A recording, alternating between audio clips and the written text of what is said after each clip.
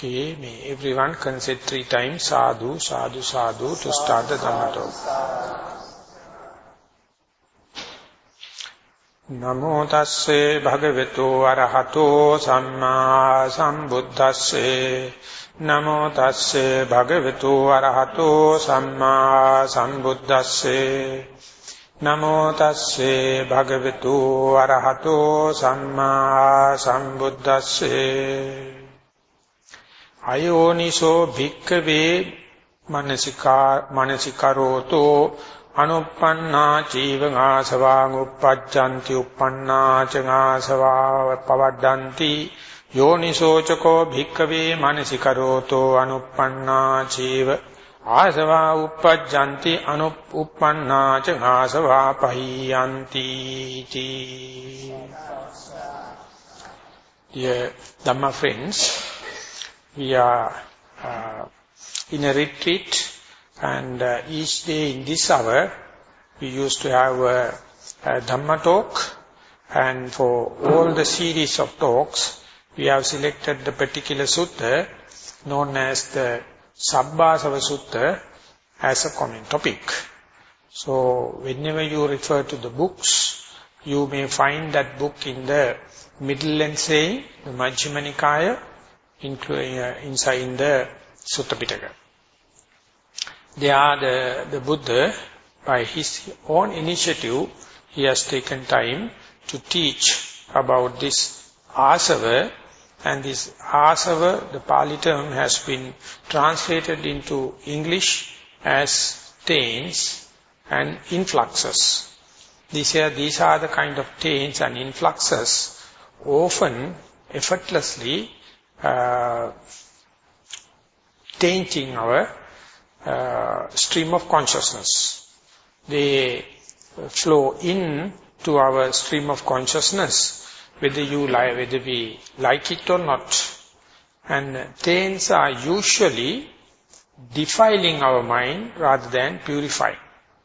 So therefore, whatever the purity we start with, ultimately we do not know where this process, either the stream of consciousness or our talks or our deeds, get defiled. Slowly, ultimately end up with the corruption and defile.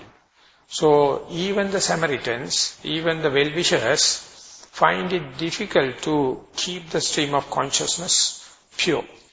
Keep the speech, the verbal deeds pure.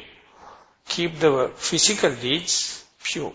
So therefore those who genuine people wish to purify their physical, verbal and mental deeds, streams, the Buddha come out with a assured methodology, and so that you can strive through and get your physical, verbal and mental streams pure. Of course, the physical, verbal parts we try to restrain through this moral restrainment known as Sila Sikha and morality, and in the mental part we do with concentration training and the wisdom training. Specifically, when we are coming to the subject of this asava, or this taints or influxes, it is directly referring to the wisdom training rather than the concentration training. But to have this wisdom training, you must have preliminaries like this Sila Sikha, the moral training, and concentration training known as Samadhi Sikha. Then only you become rather qualified to practice this wisdom training, Panya Sikha. So therefore, when we are in a retreat like this, taken full time and restraining our physical, verbal behaviors, taking 8 precepts, and often sit and meditate and do walking meditation, do the least amount of other activities. Whatever we do is we feel conducive for the retreat. Under such circumstances, we can at least take time to understand how these influxes are working and how these stains are tainting our stream of consciousness on theoretical basis. And whenever time permits, we can experience little. Sometimes we can deduce them inferential level or in rational level. This is how it happens. So it's a kind of opening a window and see the landscape of the mind. But it is not a complete taking the situation under control. But anyway, in this sutta itself, the Buddha very clearly indicates the restrainment, the total restrainment of these stains and the total restrainment of these influxes possible only for those who can see them and know them. Janato bhikkave passato asavanam khayam madimi na ajanato na apassato. I recommend this full restrainment of the taint only for those who see it, only for those who knows it. So therefore in the meditation, in a retreat, you get a better chances to see how the mechanism, how the behind the scenes, behind the screen, what is happening and how these taints happen. And for the last few days, we were dealing with what are the tools and how to see them, sort of thing. So, main tool the Buddha recommended is Yoniso Manasikara, the wise reflection or careful reflection. The opposite of is unwise and careless reflection. That is we call unmindful. The careful reflection, the wise reflection we call mindfulness, or if you need yet another synonym, you can say the diligence, the vigilance.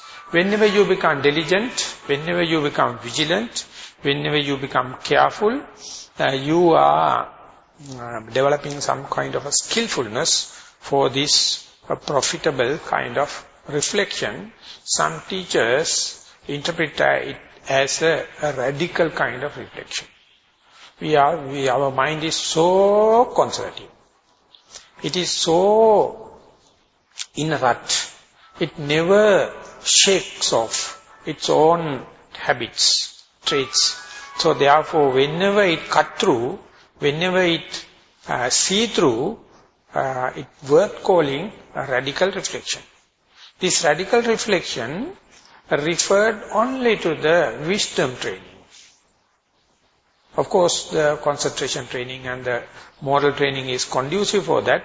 Wisdom training is directly tackling with this radical reflection. So, the Yoniso Manasikara, or rather the term Manasikara, is the key tool, instrument in order to tackle this asava, or traits, the taints, or influxes. So, today, I recited or quoted yet another part, what the Buddha explained. Ayoniso bhikkave manasikaroto anuppannache vasava uppajjanti uppannāche vasava pavaddanti. O monks, whenever someone reflecting in an unwise manner or in careless manner, unarisen taints may arise, and already arisen taints may proliferate, increase in number. The opposite is Yoniso choko bhikkave manasikaroto anuppannache vasava na uppajjanti uppannāche vasava pahiyanti. The skillful method, if you use the wise way of reflection, you will restrain, you will never allow the unarisen taints to come intrude into your stream of consciousness. If at all there are some already arisen taints, you can eradicate them. So today we will explore into that, how we can employ, how we can facilitate, how we can promote this wise reflection or careful reflection or this radical kind of reflection.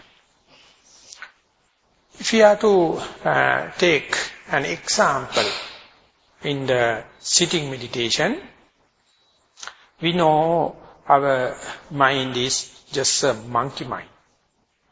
It's a mad monkey mind. It is jumping from one object to the other object without prior notice. Simply we can say it is no agenda. It's jumping from one to the other, just like a monkey mind. You can't restrain it. So therefore, whenever you sit in your life for the first time, you close your eyes and go to a silent place. Keep the body silent without any intentional action, and do not entertain sounds, tastes or smells. So all the impingements, the visual, sounds, smell, tastes, and some of the tactile sensation cut off. So mind become quite agitated. Mind become quite worked up. Just like a wild buffalo taken from the wilderness and taken to the village and tied into a hard-driven pole, and then it show its bewilderment. Likewise the mind happens. So each and every beginner at the early part of meditation, that is the normal case. And therefore you feel like that you can't sit calmly, you can't entertain here now the present moment. Mind is always jumping from one to the other like a monkey mind. So that indicates how the influxes, how the taints are working. So you are not at rest. Restrainment means that you have to understand it. It is not that of your mistake, the mistake of uncultured mind, of humanity. You are just a witness. You are witnessing the uncultured mind. So therefore, if you are to get disheartened, it is not the wise way of reflection. It is not the careless, it is not the careful way of reflection. It is not the radical way of reflection. You will get disheartened, you will say, I am not, you will come out with this and that, the excuses, and quit, go away from the meditation. Telling that you are not qualified, the surroundings are not conducive, body is not yielding, all the kind of thing. But the wise reflection means, careful reflection means, don't try to answer this question individually, you have to just accept it. And more you keep, more and more you sit, more and more you meditate, little by little, some kind of physical restrainment even going to happen. So to facilitate it, the Buddha says, once you sit, give a neutral kind of object, known as the main object or main meditating object, and try to keep the mind with that neutral object. So you comfortably sit, make yourself symmetrical and relaxed, all the muscles are relaxed, and try to see whether you can keep the mind here and now. Let the the mad monkey can stay in one point for a little while. So that means it is free of wandering thoughts, free of bodily pains, free of irritating sounds. If that is the case, you may entertain few split seconds of here now I am. And while it is there, if you be introvert rather than extrovert, sometimes you may feel the natural breathing representing your being. So it's a very good sign. That means mind is now taking a refuge inside, not the outside. So when that happens, make sure breathing is natural. Don't try to do forced breathing. And observe it as if someone else. Observe it as a distance observer. And when you are observing, you may notice that the breathing normally takes place in the upper part of the body. So it is your responsibility to keep the upper part erect, so that breathing happens naturally. And while it is happening, you may understand you need not to maintain any parts of your lower part of the body. So you can just forget about the lower part of the body, be attentive only on the upper parts, which is actively taking part or participating in this breathing process. And when it happens, if still the mind is calming down, if the body is yielding, you can discern what is the most prominent point where the breath is touching, breath is rubbing against. So two famous places are, one thing is at the end of the nostril or the top of the upper lip, or the diaphragm, movements of the abdomen. These two are the two extremes of the respiratory tract. Those who report or those who discern the end of the nostril or top of the upper lip are known as Anapanasati meditators. Those who instead see the movements prominently in the abdominal movement are known as rising and falling as the primary object. In between these two, there are many places according to individual observations. So this is what we call the neutral object, that is we call the main object. So now what you do is to maximize the time with this rubbing place. If we are to take this Anapanasati as an example, we try to see as and when the in-breath happens, feel or see what does it mean, how do you feel it, what do you experience while in-breath is happening, and what do you experience it, out-breath is happening. So you try to maintain the mindfulness from in-breath to out-breath, out-breath to in-breath, in-breath to out-breath, out-breath to in-breath. This is what the basic task of the meditator. In order to facilitate it, in order to promote it, you can use the applying thoughts or noting mind. Whenever the in-breath happens, you can note it mentally without making a sound. In. Or when it is out, you can note it as out, out, out. So that is to give a adverting or direction of the mind to not to go wandering, daydreaming and fantasizing, but to go to the particular object you wish to see. And that also manifested naturally. You are not selected premeditative, but you select pragmatically. So then you may see, proportionate to the time you take and effort, the little by little mind develops certain familiarity or friendship with the primary object, in-breath and out-breath. That is, we can say, the amount of mindfulness is proportionate to the time you maintain with the in-breath and out-breath, time you maintain with the primary object. Exactly the same with the rising and falling of the abdomen. So more you become mindful, more the concentration sets in. So you try to maximize with your whole common sense, usage of the common sense, how can keep the mind more and more with the in-breath and out-breath, or rising and falling according to the selection of the primary object. When this is happening, continuing, no one in the world get complete pure chunk of mindfulness or face-to-face with the primary. A lot of difficulties are there, distractions are there. The bodily pains come and irritate you.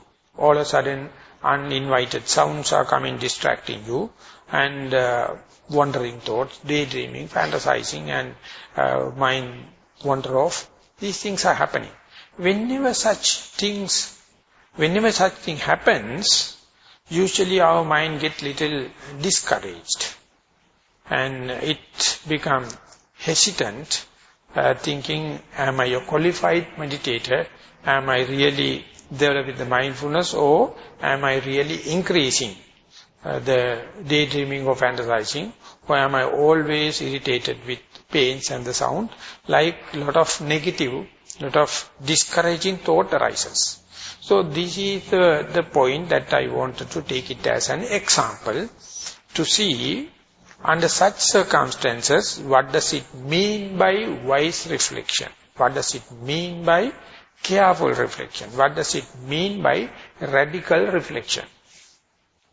So, to make the example clear and straightforward, I would say, while meditating, after 15 to 20 minutes time, you tend to develop kind of a painful feeling.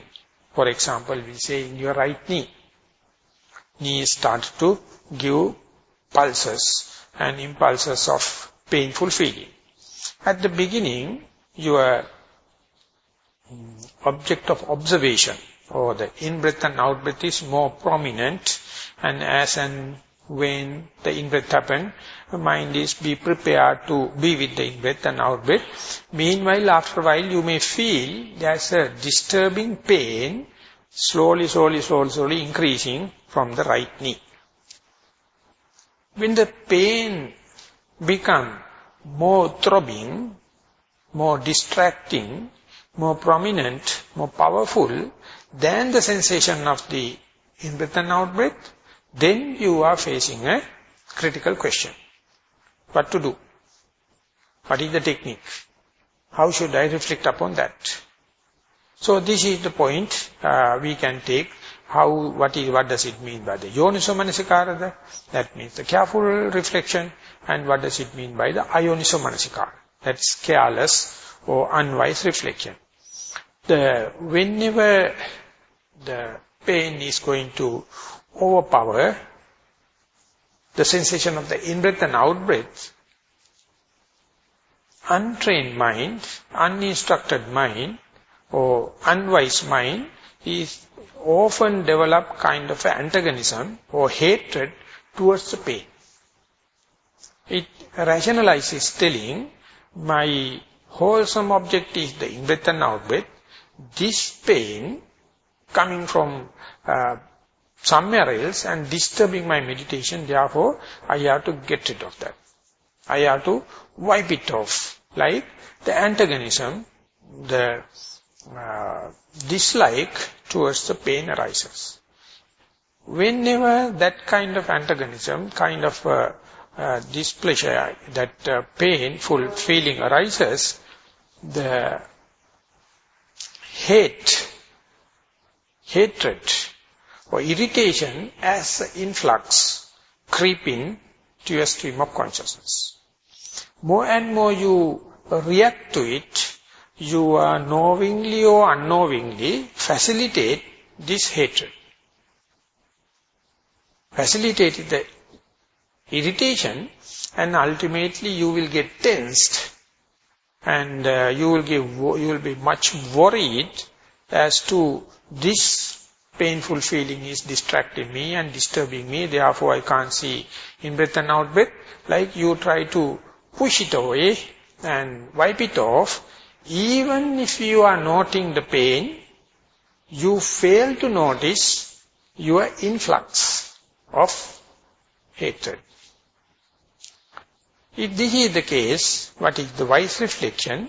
That you must understand at the beginning the strength, the prominence of the in-breath and out-breath thought. Prominent, possible and conspicuous, and slowly the challenging pain come up to a certain level, then it came in par with, in parallel with, in compared with the in-breath and out-breath, then only the fighting starts, and then you faced with the problem, and you considered in-breath and out-breath is as the white, good, auspicious, positive, and the pain as black, bad, negative, something to wipe it off.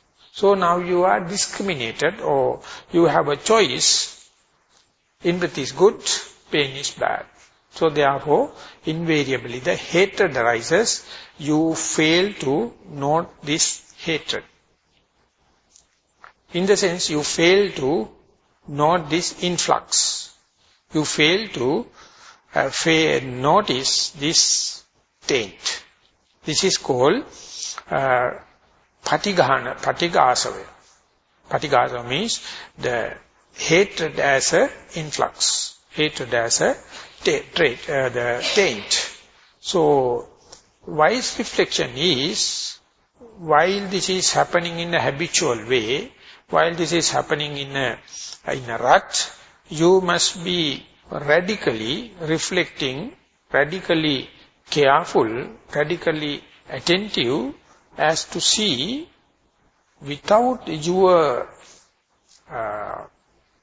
intention, this considering the breath as white and the black pain as black, the breath as good and the pain as bad, kind of the discrimination happened, and that is how the taint or the influx got a chance to creep into your stream of consciousness. So therefore, not like the in-breath and out-breath, whenever you are noting the pain according to its prominency, not only you are noting the face value of the pain, which is happening in the right knee, according to the present example, you must be careful to see the hatred. Whenever the painful feeling occurs, the hatred is the taint. It's a universal, it's a given fact.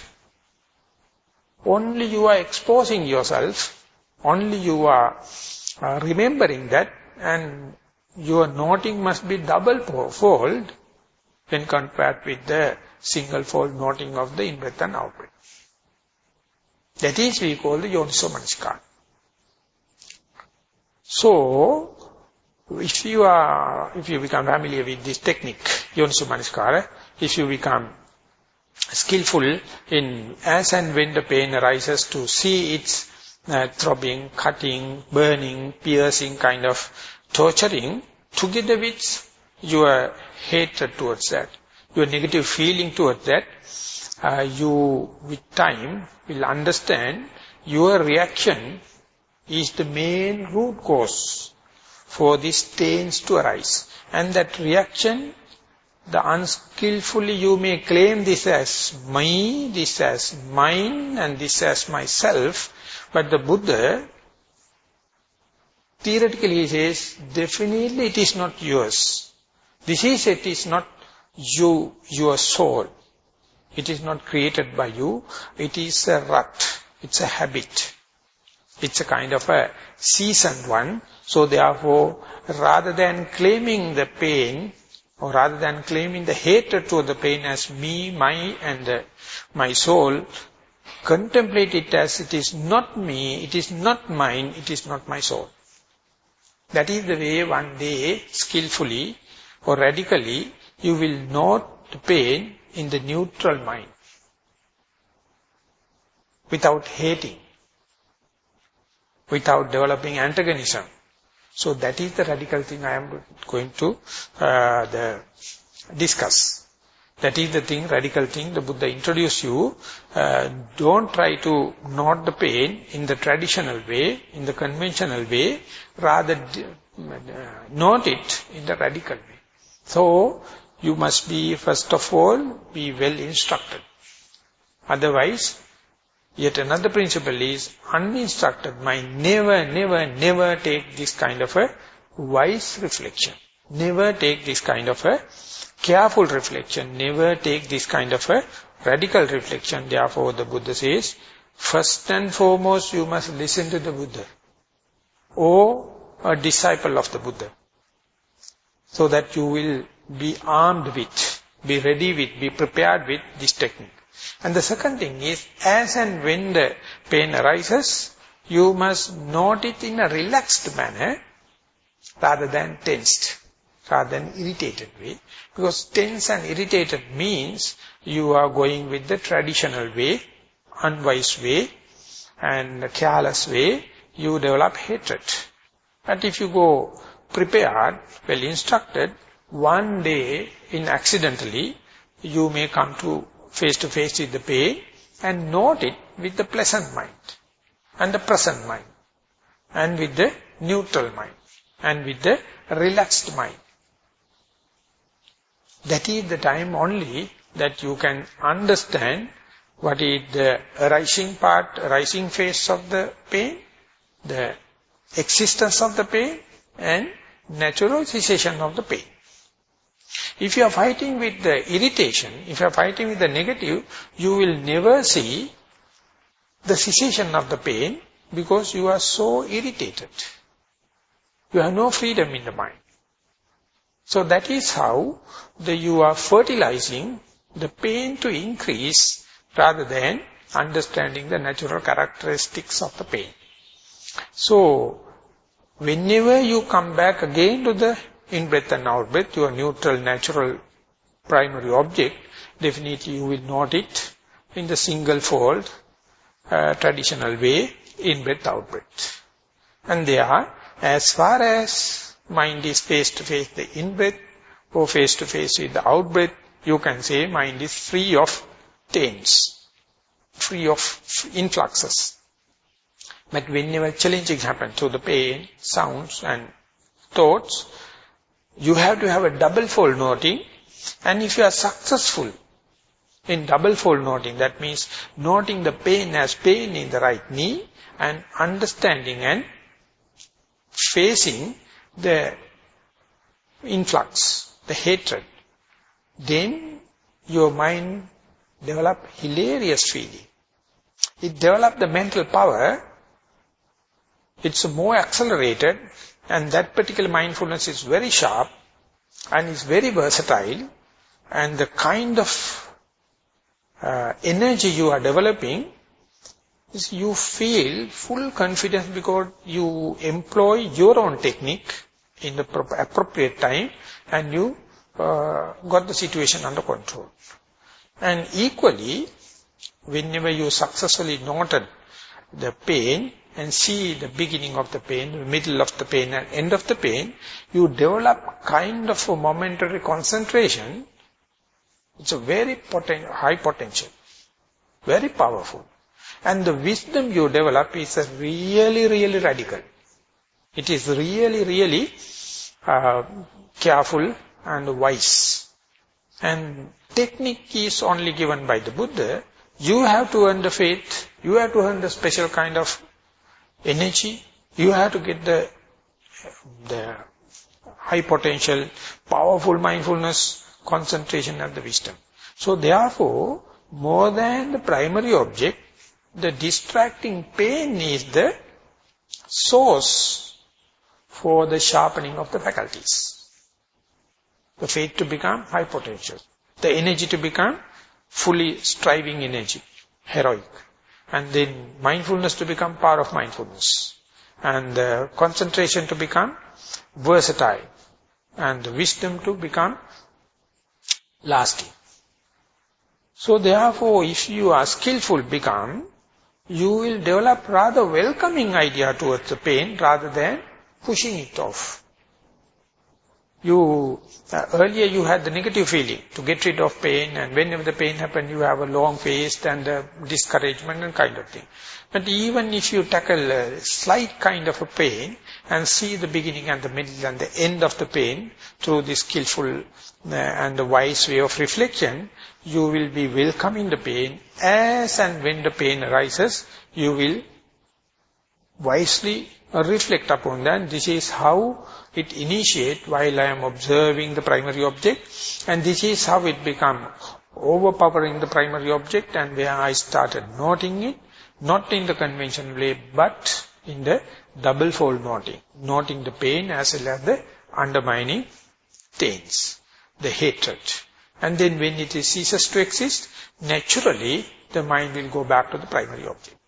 And there you go with hilarious feeling, you go back to the primary object as a winner, and then you understand if you go more immediate with the primary object, if you plunge into the primary object with these sharpened faculties, you can taste it, you can penetrate more deeper and understand the elementary characteristic more than earlier. And that protect your mind from slipping into pains, slipping into sounds, and slipping into wandering thoughts. So it become a double-fold beneficial. So therefore you become more and more immediate, more and more vigilant, more and more diligent with the primary object. And that is the point where you can understand, you can interpret the primary object in terms of elements such as the heat, cold, stiffness, tension, movements, vibrations, waves, all the kind of things. And when you go further and further, you will understand, even with that kind of a skillfulness, even with that kind of a immediate touch of the primary object, often the mind will slip off into the thoughts. It will take pains. It will be taken off by the sounds, and wandering off can happen. Whenever the wandering off happen, if you have to get excited, you are opening the doors for the influxes, opening the doors for the taints. So, without excitement, if you can employ the wise reflection, or careful reflection, or radical reflection, each and every slipping off is a chance for you to develop yoniso manasikara, that means wise reflection, and your excitement will be reduced. You will be prepared more and more, higher grade of pains, higher grade of distractions like sounds, and higher grade of distraction like thoughts. Slowly, slowly your threshold value will be increased, and your immunity will be increased, and whenever you catch up with this kind of momentum, this kind of a penetration, drilling into this primary object, you will clearly understand even when you are in walking meditation. While in the walking, you can see in the walking path, in the middle area, peacefully, you can walk left, right, left, right. But when you go to the end, you may break the trend, whereby you turn around, and there easily the mind will wander off to see the birds are flying, bird sounds are there, people are moving, and ultimately your whole concentration will be distracted, mindfulness will be scattered, and you will be a seer and listener rather than the person slowly, slowly walking. Under such circumstances, when you turn back and start, again you have to start as a beginner, and in the middle of the path, again you gain certain amount of mindfulness and the concentration.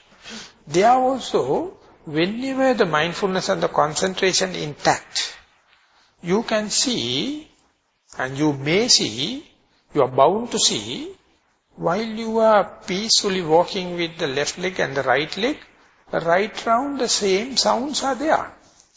Right round the same visions are there. Right behind your mind, there are a lot of thoughts. We call that inner thoughts. These thoughts are there. So if you pay any attention, take any interest about thought, immediately you will become a thinker rather than the meditator on walking. If you are going to listen, you will be distracted from the walking, and you will be wandered off and maybe a listener. So there, more and more the mindful you become, you will see distracting signals never ceases to exist. It is a matter of adverting of the mind, and if you try to protect your stream of consciousness and keep noting on the right leg and the left leg, the distraction will not be effective, the impact will be less. But they were never they withdrew. The inner thoughts are there, sounds are there, sights are there. So one day, while walking, you may understand, you are walking on a carpet of thoughts, but you are not entangled. You are walking on the thoughts. Just like you put a drop of water onto a lotus leaf or lotus flower, lotus petal, the petal will hold the drop but never smear. The drop is separating, water is separating, the petal is separate. When you shake the petal, you can see it is not smeared. Likewise, the thoughts are there, but it is not smearing. Sounds are there, they never come and impinge. Sights are there, they never come and impinge because your mind is protected. Even the impingement happens, as to say that in the turning point, you get some sights, you get some the sounds, but you are undisturbed. You are unworried because you know you are endowed with the proper technique, proper tool, proper weapon. If the bird sound is more preferable than the walking meditation, your desire arises to listen to the bird sounds or see the birds and other vision, and that is nothing but your desire. It is yet another taint. And that taint is the one carrying you away from the primary object and then taken you into this wandering mind. And knowing that, noting and bringing back the meditative mind, noting mind to the primary object, you have to do it in a non-reactional way. You have to do it unassuming manner. Choicelessly you have to be aware, now mind is wandering, never mind, don't get distracted and don't hate it. And that very non-reaction is the only chance giving you a proper opportunity to calmly and quietly bring back the mind to the primary object. If you get agitated, if you get reacted, if you develop either hatred or desire, then you are losing the control in the meditation. But it is, don't take it as your weakness, it is the weakness of human mind. But you are using this opportunity to see the things as they are and bring the attention back to the primary object. When you go develop this, you are developing the indifference mind to the vicissitudes of the world. The world is always in an imbalance. It is always distracting. But you must know how to balance it. Just like the acrobat walking on a right tightrope walking. He take a kind of a implement just to balance it. And he try to maintain the balance and cross the tightrope. Or a normal person crossing a footbridge, and it's only one step you can keep, and bridge is vibrating, but he knows how to cross the footbridge without toppling, without falling into the cliff. So likewise, each and every distraction is giving you a challenge to see whether you are reflecting it wisely or unwisely, whether you are reflecting in the traditional old method or you are ready to employ the radical reflection. If you know the radical reflection, the distractions loses the power. But if you use the traditional way instead of the radical way, the influxes get the upper hand, you will be often distracted and therefore get up and go with discouraged mind. It can happen 10 sittings, but if one sitting, if one opportunity, you know, if you employ in the proper way, that is enough for you to get the self-confidence. Once you come to know this technique, that cannot be erased from your memory. So therefore, whatever the effort, whatever the time, whatever the pain you take, it is one-way trip.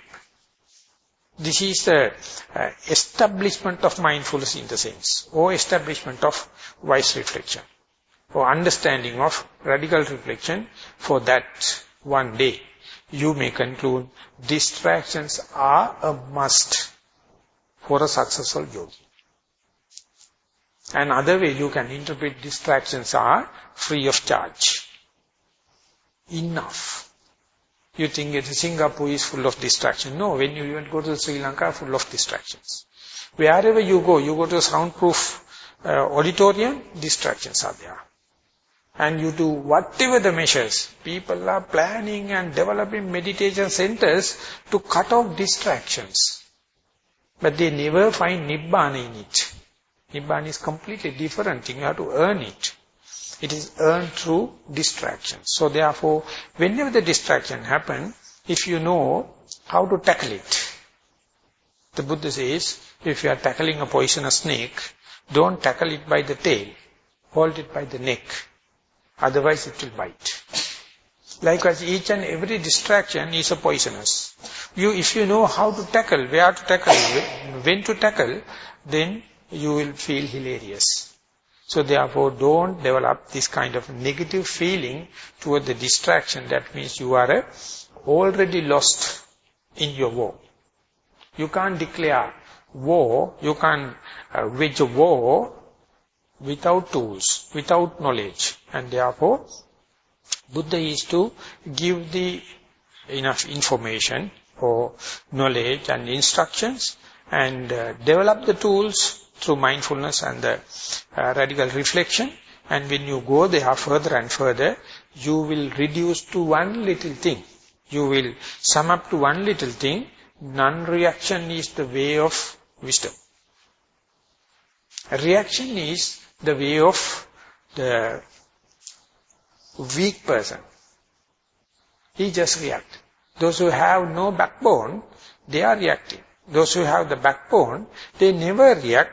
They tackle it when and where the distractions are coming. So in the last two talks, I slightly introduced this manasikara. The yoniso manasikara means wise reflection, careful reflection, radical reflection. That reflection also can be, the term reflection can be compared with the synonym of adverting of the mind. The wise adverting of the mind, the careful adverting of the mind, and the radical adverting of the mind. For that, the vitakka, applying thought, is the tool. Whenever we wish to keep the slight distractions away and apply the mind again and again to the in-breath and out-breath for the anapanasati yogi, you note it as the in-breath happens, you note it as in. And whenever the out-breath happens, you note it as out. That is we call vitakka. Applying the vitakka, the applying thoughts, so that mind will get aligned with the object. And if the manasikara, the adverting of the mind is suggesting this, the seconding it, so the manasikara also will go to that. The Abhidhamma teachers and the commentators add yet another mental factor to make the picture complete. That is the volition, the will of the person. So vitakka, cetana, manasikara, three factors are almost similar in their functions. But there are little shades of meanings. So, hoping that theory will help you to take the situation under control, I would like to expand this little bit. Some teachers came up with this example. We'll say there is a boat run by rowing. A row of rowers are rowing the boat, and there's a team leader, and at the end of the boat there's a rudder. Each and every rower is incessantly rowing the boat, giving the energy. That is like vitakka. Vitakka is applying the mind again and again and again. The team leader is the intention, the volition, the will. We don't know, we have bought some our liking and disliking with our birth. We bought some of our personality characteristics with our birth, and that is directly related with and directly influencing this will, this volition, this intention. So, even the rowers are rowing incessant way, team leader lead them in such a way, even the vitakka is continuously noting our volition, our intention, sometimes take the upper hand against our meditative intention. We don't know where the volition is going to work. Accordingly, the rudder will be changed, and the rudder change the head direction, where the turning of the boat. The rudder is like the Yoniso Manasikara or Ayoniso Manasikara. Manasikara is the rudder, the team leader is the volition, and the individual, the rower, is known as vitakka. So vitakka is what the yogi is employing. He keep on noting while walking, not left, right, left, right. While in the Anapanasati, not in breath, or in, out, or in rising and falling of the abdomen, rising, falling, rising, falling.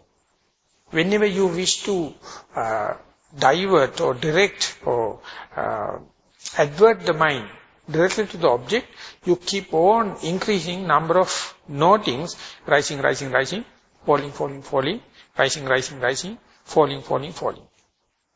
Or in, out, out, out. More and more you apply the vitakka, the situation fairly under control. So this is the normal way. But whenever the distraction happens, the sound, or thought, or pain, we are to change from the primary object to the distraction, and how to note without developing, without allowing the taints to influx. The desire or hatred to arise. This is the point where wise reflection is necessary. This is the point you have to be careful. This is the point the wisdom arises. So, at the beginning, the universal answer is non-reactional way. Whenever the pain happens, don't let the mind to indulge the hatred.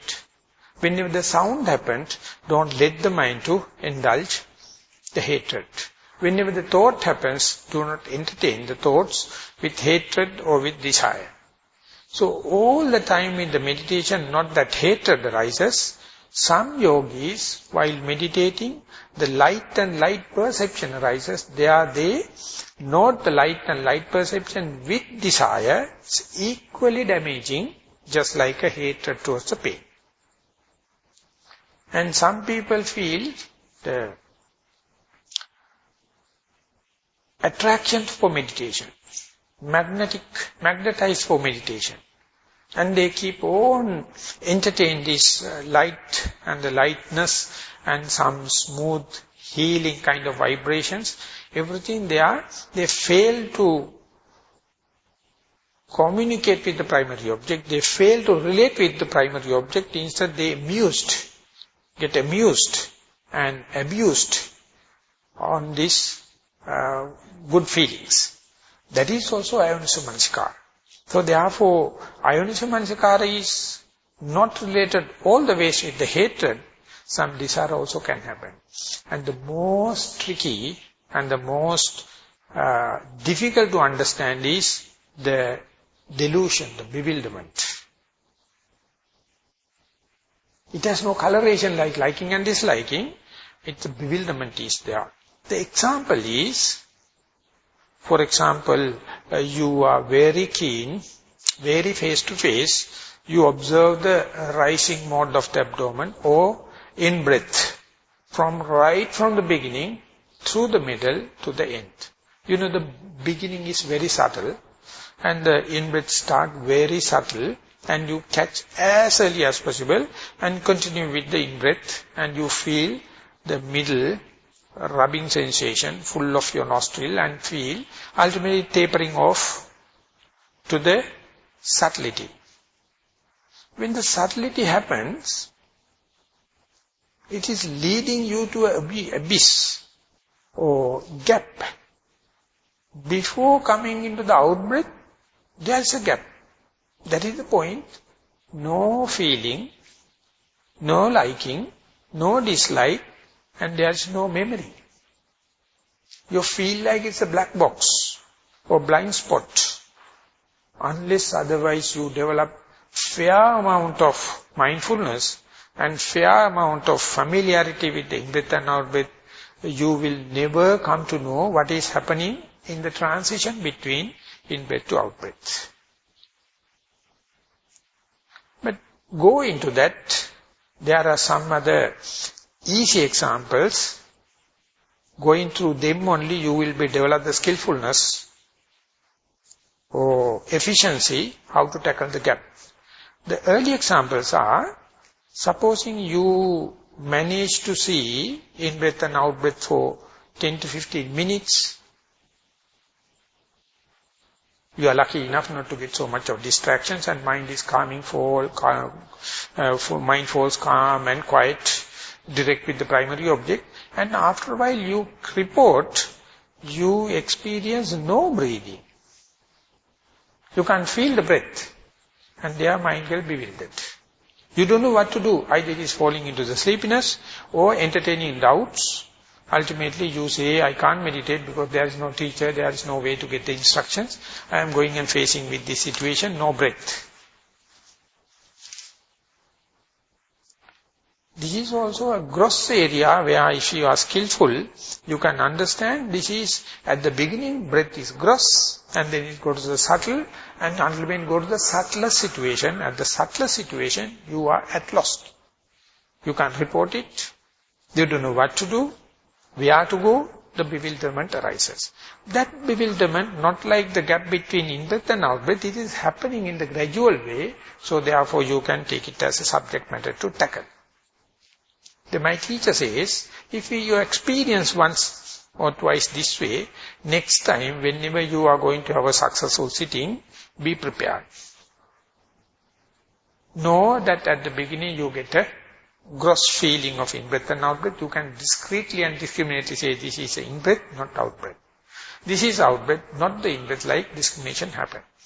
But when you continue with the same object, the disparity, the discrimination dissolve each other.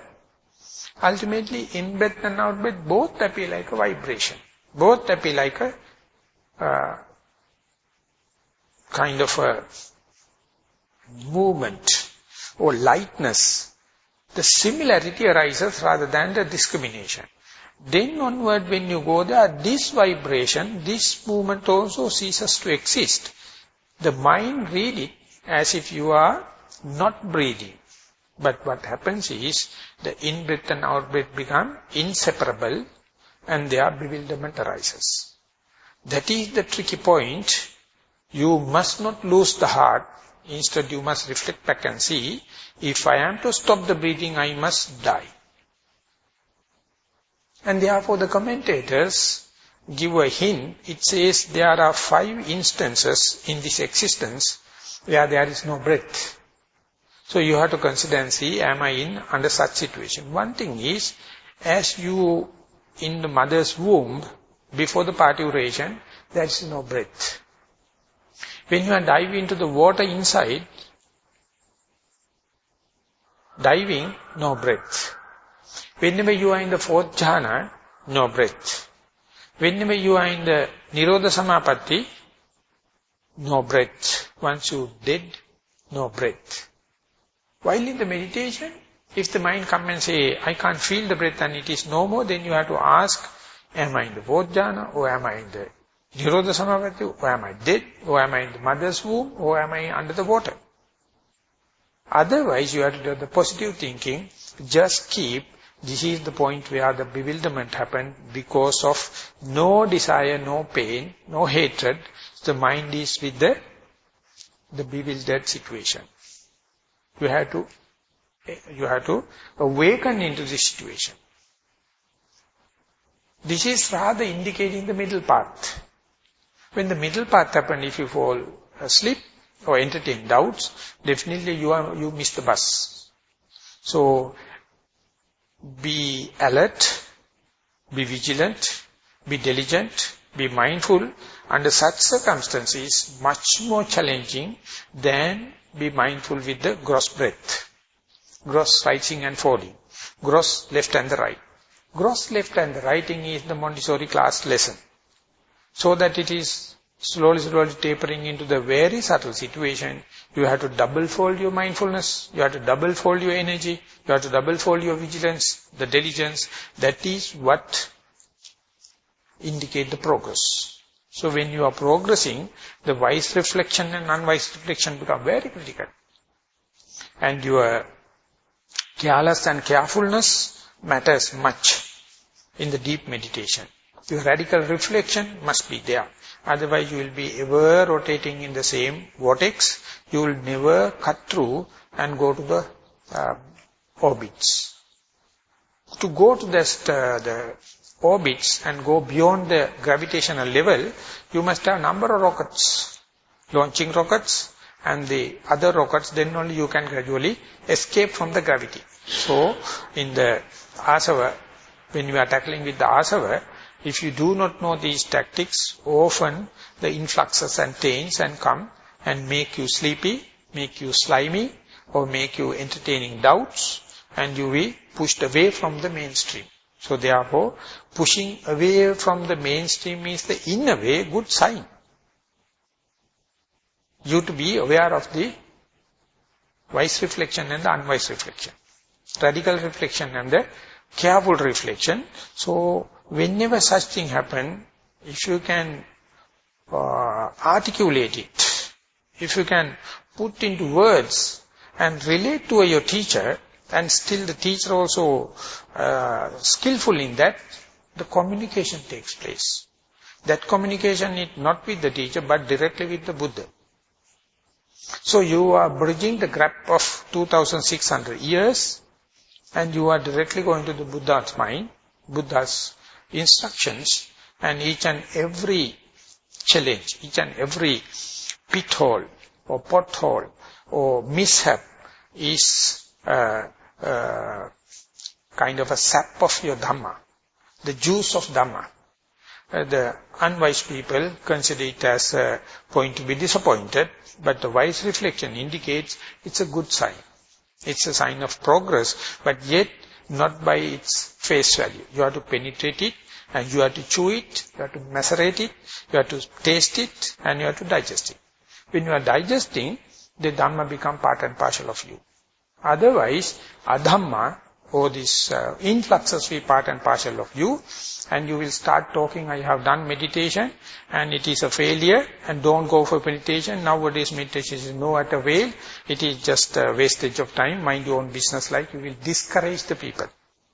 But if you are to go through this kind of knots, go through this kind of difficulties, you will give this dowry, this asset, to your dear and near one as the most precious thing in your life.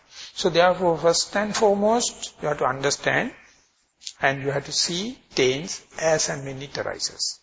And the second thing is, you must be endowed with the tactics and the information, be prepared, and whenever it is going to work, you are not the one getting up. Completely refined person. Just like reptiles, when they are growing, they are shedding off their worn out skin.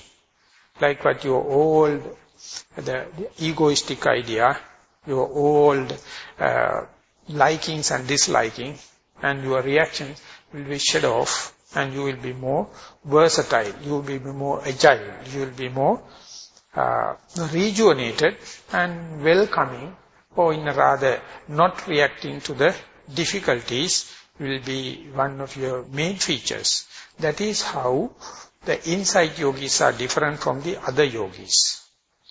Other yogis find ways to escape, but the insight yogis are trying to see through whatever the difficulty happens. So with the information and the examples I have cited, I hope will be contributive for your meditation, and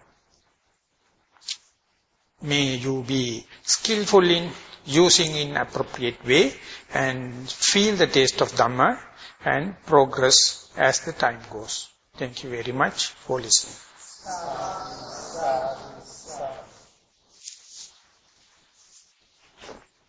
Now it is 10:15, till 11:15 we have time for walking meditation. and then we'll go for the lunch. But anyway, before getting up, if you have any clarification necessary or any statements, I would like to spend few minutes. If there is no such, we can use the time for walking meditation.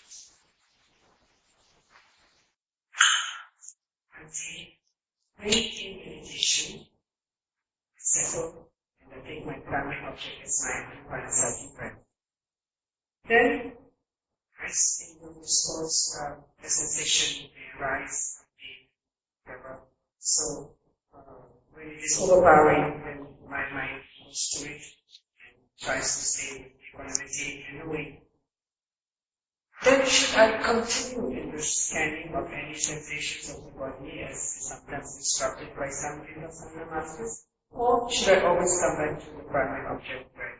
And is this fluctuating during an hour sitting wise or not wise? Personally, I would believe you must try to refer to the primary object as much as possible. But even my respected master Mahasi Shadow, it says being with the primary object is direct touch or direct experience. Whenever that direct experience happens, it is always association with the inferential knowledge. It is always associating with the rationalization. And deductive knowledge and inferential knowledge wish to compare with the other parts of the body. It is also part and parcel of your knowledge, but you have to give the arrowhead formation, you have to give the priority to the touch as much as possible. Therefore, don't deny whenever it will go for the deductive knowledges. It is also some natural process, but you must not facilitate it. You must not fertilize it. As much as possible, keep the track with the primary object. But it's a natural way, it is natural thing to go for deductive knowledges. It is not of a mistake. But only thing is you are not facilitating it. You are not fertilizing it. You are not feeding it. It's happening. And ultimately, the Mahasi Chandra generously says both the direct touch as the inferential knowledge, he put as the insight knowledges. But your question, I know, it's a specific question. Specific answer is, be with the primary object. But you will fail. Your failure means mind go to the deductive knowledge, but don't get discouraged.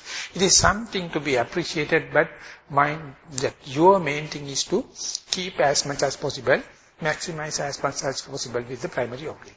Is it clear?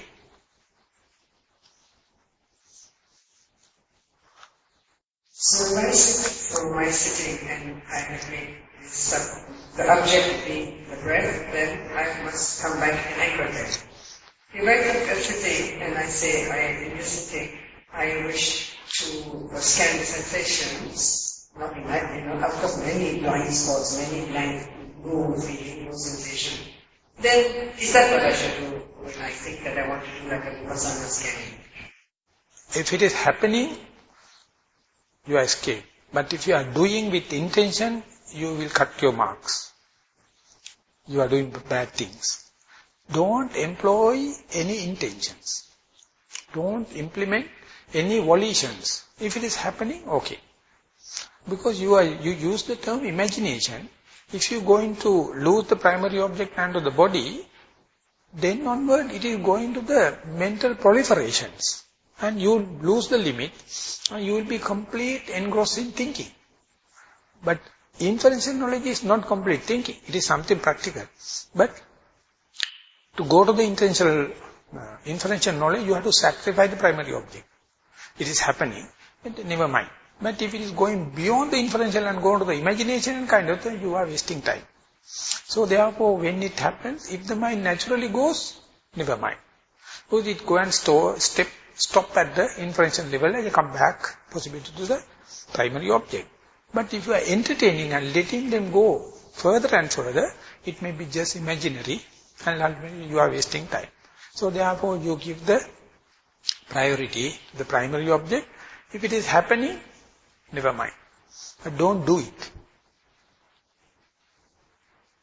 I like to go into more detail because we have to use very specific terms. We have to ask the question in a very specific way because it's a question of not you. It is a question of all the audience. but no one knows how to raise the question. Asking one more question one more time. For some Nissarana retreats that have attended, we do 3 days and a subject, and then for the balance of the 7 days of a 9-day retreat, we are advised to scan, systematically scan, and understand when there are any blank places, and when there is a sensation, just move on, not even naming a sensation. Is this right? Is this wrong? When you go to that retreat, that is right. When you come here, what I am telling is, I am giving arrowhead formation the cutting edge. Maximize the cutting edge, so you will get these everything in the inferential or byproducts. As a byproduct, you get the inferential. But don't facilitate it, it is natural, it is leading. So you have to take care about the cutting edge. You have to take care about select the priority for the primary object. But even then, the mind is often jump into the inferential knowledge, often jump into the deductive knowledge, often jump into the rational knowledge. Don't fight with it, because it is a happening. But if you are doing, I would say, you are losing, you are becoming unresponsible towards the primary object. That you have to pay for. It's a mistake of yours. So, but 100% you can't keep it in the primary object, because mind is jumping from here to there. So, but don't facilitate it, don't intentionally do anything. If it is happening, sympathize it and go, because it is not a waste, because inferential knowledge comes. And you try to maximize as much as possible direct touch. Direct touch is the primary object. And once you master the primary object, that same knowledge you can use for all the other objects. So therefore you try to maximize the primary object as quickly as possible. So therefore, under the light of primary of the direct knowledge, all the inferential knowledge will come. When you drop a stone into the water, you can see the ripples are right round going. And in the Burmese insight meditation it says, most of our houses we have the group photos. Big group photos, some staff or some, when we are meditating, we all there. So when I take a group photo with you all and I fix it in the Nissarana, everyone see where the Dhammajiva Hamduru is. They don't know who you are. So when you are looking at the photo, they look at the particular person related to you. While you are observing, others are already in the photo, but that is none of your concern. So when you observe, you see only your uncle or your auntie or your whatever may be. Even though you look at the group photo, you look at the particular person. Likewise, in the meditation scenery, you take the primary object as the pivot, as the main thing. So as much as possible, you keep it. Definitely jump over to the other rows and other people, but when you are looking, your aim is your related person, that you appointed the primary object as your basic, the first and foremost Dhamma friend, you associate with it. Even it is going unintentionally, no harm. But don't make volition, intention to do rational knowledge to facilitate, rational knowledge to entertain. So it's a very slight thing, but it is a lasting one. It's a very important and lasting answer. Wherever you got lost, you know where to see what is the priority. What is the priority in order to come back home. The priority is primary object. Okay, now we are going to stop the talk and the discussion. So we will have about 45 minutes for walking, and then we will be meeting for the lunch. Thank you very much.